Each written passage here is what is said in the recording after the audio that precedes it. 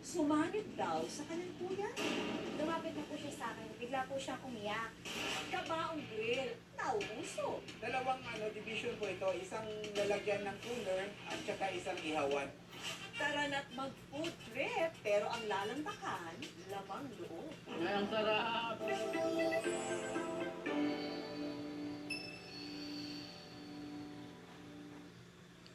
Ito ang maliit na bayan ng Mlang sa Cotabato. Kahigayunan o oportunidad ang kanilang pinanghahawakan mula sa tulong ng DOST.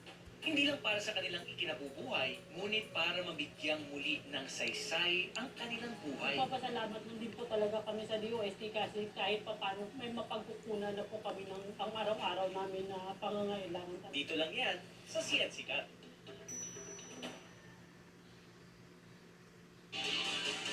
Double win sa Double B.